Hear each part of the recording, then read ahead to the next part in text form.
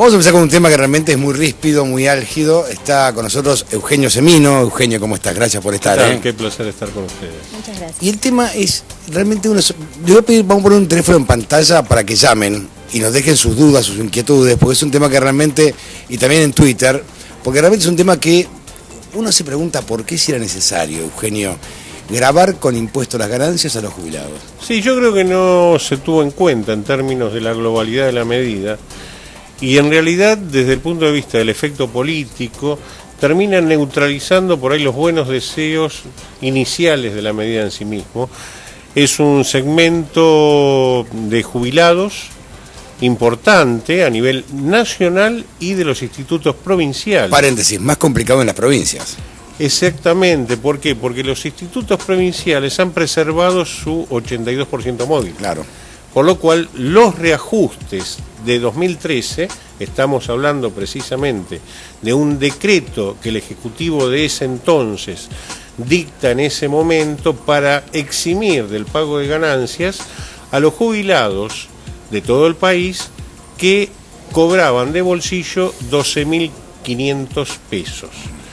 ¿Qué pasa? Este decreto se extingue con las nuevas medidas, precisamente hoy apareció la derogación en el boletín oficial, y los jubilados que de aquellos 12.500 pesos, por ejemplo los nacionales, por lo que fue la aplicación de la ley de movilidad durante todos estos años, superan los 18.880 pesos, y los provinciales que tienen el 82% móvil, Instituto de Córdoba, de Provincia de Buenos Aires, de Santa Fe, que también lo superan. ¿Y por qué tomo la suma, Antonio, de 18.880 pesos? El soltero. Porque es los jubilados, claro, genéricamente somos desde el punto de vista tributario solteros. Claro. Tampoco tienen hijos a cargo. Digamos. Y en general no tienen hijos menores a cargo. Por lo cual pasarían, a partir de que ese decreto ya cesó en términos de sus efectos, a pagar expensas, a pagar ganancias, es decir, un tributo que le genera un gravamen en términos de su economía familiar muy, muy grande. Ahora, ¿y cuánto le genera a la economía del país este gravamen? Porque uno se pregunta, ¿era necesario? No tiene ninguna significación en términos de la recaudación. Ninguna, no tiene impacto. Ninguna. Por eso da la impresión de ser más de una obra de impericia que una cuestión adrede. Ahora, yo soy gerontólogo.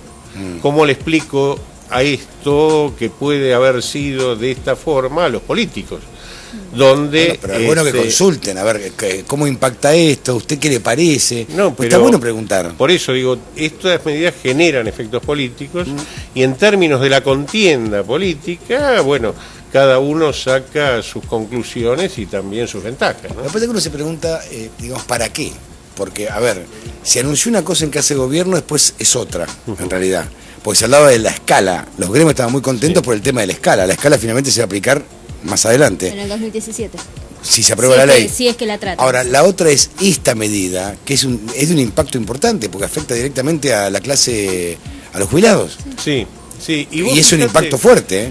En términos de lo macro, hay un costo fiscal de la medida en sí que son 50.000 millones de pesos. Para todos. Para todos. Por lo cual, vos decís, bueno, si se invierte ese dinero, si el Estado deja de recaudar esa suma, ¿por qué? Por unanimidad termina empañando ese anuncio. Bueno, hay un tema que inclusive va un poquito más allá. Siempre hay que tener en cuenta que aquellas lluvias trajeron estos barros, ¿no? Es decir, el dicho campero, sí, de una norma que no actualizó sus mínimos no imponibles en forma regular, que sus categorías siguen siendo las mismas del año 2000. Claro. Realmente, bueno, habla de una dejadez en esto en particular muy significativa. Ahora, cuando se empieza a enmendar o se trata de enmendar eso, hay que ser muy cuidadoso, sobre todo con los sectores más vulnerables, ¿no? Antonio. Eugenio, perdón. Hoy estamos mimetizados en términos de la edad, es un homenaje. Somos amigos hace muchos años con Eugenio. Teniendo en cuenta que es retroactivo el anuncio al mes de enero de este año, ¿no? Sí. Aquellos jubilados que no estaban pagando el impuesto a las ganancias y que ahora pasaron a pagarlo, lejos de cobrar menos, van a tener que devolver al Estado el impuesto que en definitiva no se les descontó en enero y febrero. Efectivamente. ¿Cuánta plata van a tener que poner de su bolsillo los 4.000 pesos jubilados mínimo, más o en menos, promedio? Y un poquito más también. 4.000 mínimo. De no reverse la medida, que yo espero, ayer el jefe de gabinete de ministros señaló que estaban viendo la posibilidad de reformular esto, pero de no reverse la medida, los jubilados, tal cual lo señalás, van a tener no solo que pagar hacia adelante, sino esta retroactividad de 2 meses, entre 4 y 6 mil pesos. Sí, más o menos está. Saqué la cuenta, 2.000 y pico ¿Qué cada sería jubilado. en una cuota? Claro, te descuentan de arranque. ¿De una sola vez? Sí, de una sola vez. Pero inclusive hay otro dato que, bueno, no se pudo explicitar demasiado, es cómo afecta a jubilados que supuestamente van a cobrar el reajuste del 15.35%, claro, ahora, con el mensual de marzo, que lo están esperando todos, claro, desesperadamente.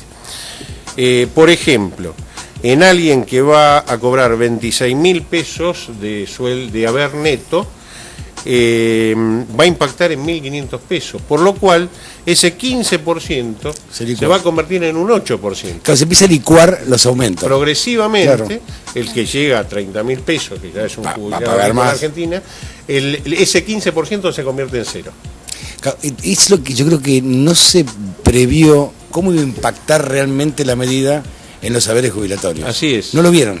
Así es, y me parece que es fundamental reverlo por sus efectos políticos, por sus altísimos costos en términos de la economía familiar y personal de cada uno de los jubilados, porque sobre un sueldo de 20.000 pesos, que tal cual lo señalabas, tengan que devolver 5 o 6.000 pesos, le descalabra todo el presupuesto.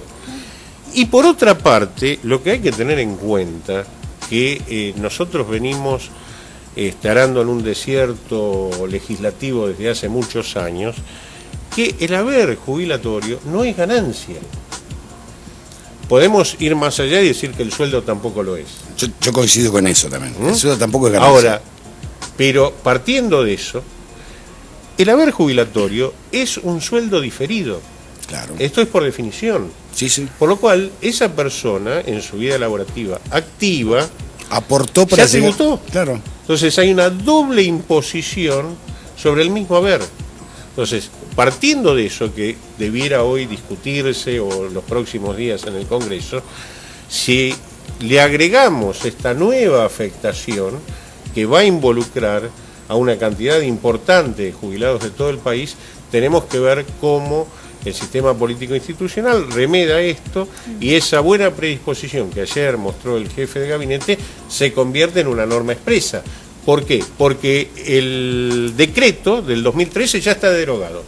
Hoy lo leímos en el boletín oficial, así que hay que crear un mecanismo para zanjar esta cuestión.